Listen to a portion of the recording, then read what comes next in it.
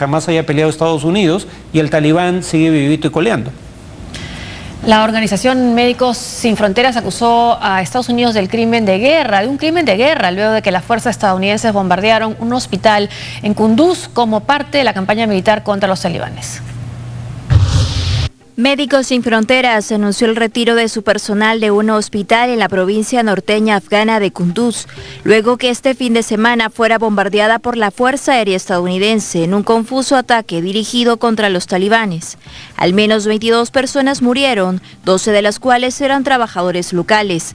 Tras lo ocurrido, la organización humanitaria criticó las justificaciones de los responsables afganos de señalar que el ataque se dio porque al interior del centro de salud existían combatientes talibanes. Al respecto, el general norteamericano John Campbell especificó que si bien hubo un ataque aéreo, este se dio como respuesta al llamado que hicieran las fuerzas afganas.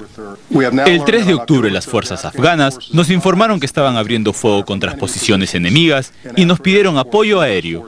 A continuación, se suscitó un ataque para eliminar a los talibanes, donde varios civiles fueron golpeados accidentalmente. Como se ha informado, he ordenado una investigación exhaustiva sobre el trágico suceso. Si cometieron errores, vamos a asumirlos. El jefe ejecutivo de Afganistán, Abdullah Abdullah, dijo desde Kabul en una reunión del Consejo de Ministros que el gobierno investigará lo ocurrido porque la responsabilidad es compartida. Es un hecho que debimos prever en Kunduz. Esta situación actual significa que no hemos hecho bien nuestro deber. Nos comprometemos a investigar en qué condiciones y por qué ocurrió el ataque. Aquí todos somos responsables ante el pueblo. Las críticas contra la actuación del ejército de Estados Unidos no tardaron. El secretario general de la ONU, Ban Ki-moon, condenó el ataque aéreo contra el hospital de Kunduz y pidió para ello también una investigación imparcial de los hechos. Condenamos enérgicamente los ataques aéreos en Kunduz contra un hospital de Médicos Sin Fronteras. El secretario general de la ONU recuerda que los hospitales y el personal están protegidos por el derecho internacional humanitario.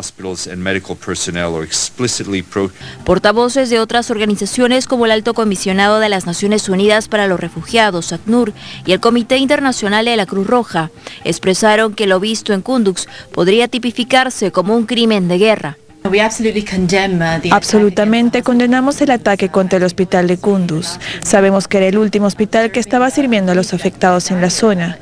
Sin lugar a dudas, estos ataques a las instalaciones médicas podrían constituir un crimen de guerra. Como se sabe, Kunduz ha sido escenario de intensos combates después que los insurgentes tomaran la ciudad hace una semana. Muchos se han visto obligados a dejar sus casas y huir a la provincia de Tahar, aunque hoy vivan de la caridad. En las últimas horas, la Casa Blanca se pronunció al respecto, asegurando su profunda consternación por la tragedia. El portavoz de la administración de Barack Obama, John Eisner, indicó que actualmente hay 3 investigaciones en curso en torno al incidente.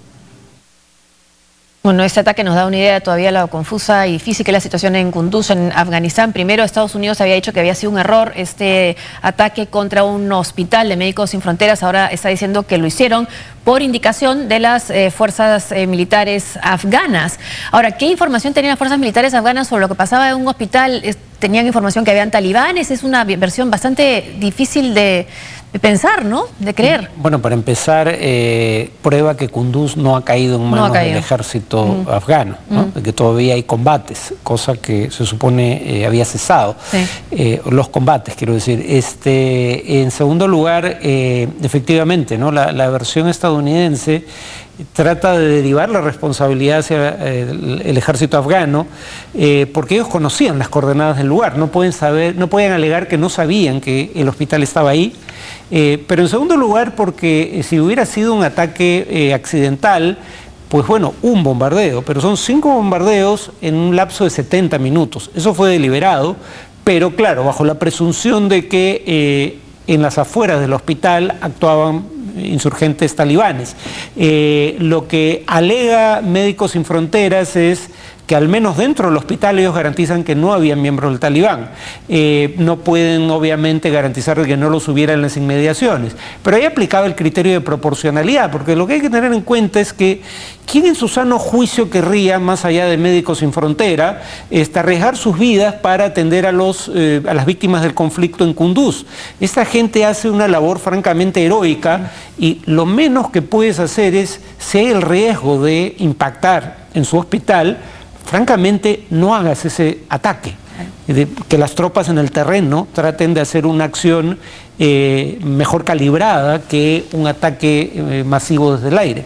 Y ahora solo queda un hospital, según han estado informando distintos medios de prensa, que no tiene el equipamiento necesario que tiene el hospital o que tenía el hospital, porque quedó destrozado, quemado, de Médicos Sin Fronteras. Además, hablando de lo que tú comentabas, que no ha caído, pues como afirmaban hace unos días los militares afganos, que había caído Kunduz, también lo que dicen los cables es que la gente tiene que ver qué bandera ha sido izada en las oficinas de gobierno para saber qué está pasando, quién controla la ciudad. El tema con Kunduz es el siguiente: es la única ciudad en el norte de Afganistán de mayoría pashtún. ¿Por qué eso es importante?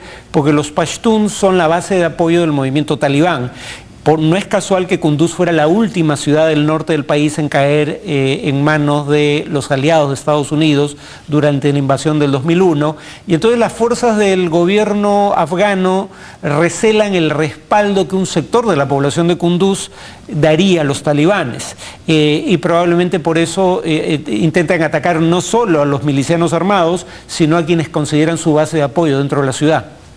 Otro tema, varios choques violentos tuvieron lugar en Ramala después de que Israel decidió prohibir la entrada de palestinos a la ciudad vieja de Jerusalén, después de algunos ataques mortíferos. Tras un fin de semana de tensión y decenas de enfrentamientos que siguieron al asesinato el jueves y sábado de 4 israelíes en ataques palestinos, los incidentes violentos y la situación de emergencia continuaron en Jerusalén y Cisjordania. Las autoridades israelíes prohibieron a los palestinos la entrada de Jerusalén. Se trata de la primera vez que la policía toma esta medida. Durante 48 horas, solo los israelíes, los residentes de la ciudad vieja, turistas, empresarios y estudiantes podrán entrar. La decisión provocó estos nuevos enfrentamientos a la salida de Ramala, en la que decenas de palestinos trataron de bloquear el tráfico y lanzaron tanto piedras como cócteles Molotov contra la policía de Israel.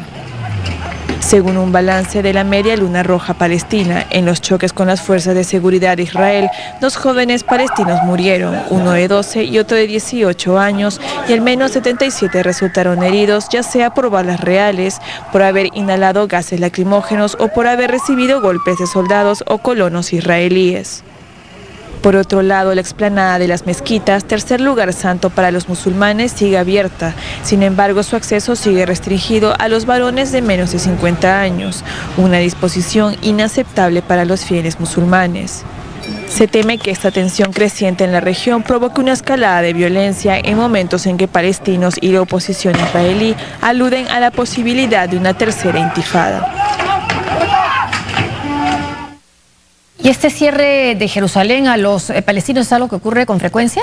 Con relativa frecuencia, sí. Se alega razones de seguridad, pero por otro lado, colonos judíos que algunos de los cuales hacen explícito su propósito de destruir la mezquita del Aqsa, tienen derecho a rezar simultáneamente. Y para los palestinos lo que hay que tener en cuenta es que el Aqsa es el tercer lugar más sagrado para la religión musulmana, y temen que se pretenda hacer en el Aqsa lo mismo que se hizo ya en la mezquita en Hebrón, donde se presume está la tumba del patriarca Abraham, que fue dividida en dos. Una parte sigue siendo mezquita, la otra parte es un lugar de culto judío, donde se presume está la tumba de Abraham. Y claro, dado que hay estos grupos con apoyo de sectores del gobierno actual que buscan reconstruir el templo judío que presuntamente había estado ahí antes de la explanada de las mezquitas, el temor es que algo similar se reproduzca ahí. En un contexto de ocupación militar israelí sobre territorios palestinos y de profunda corrupción de la autoridad palestina. Entonces, hay un sentimiento de hartazgo generalizado que según revelan las encuestas, ¿no? Hacemos una pausa y al volver. 12 países llegan a un acuerdo sobre el acuerdo transpacífico que compromete el 40% del Producto Bruto Mundial.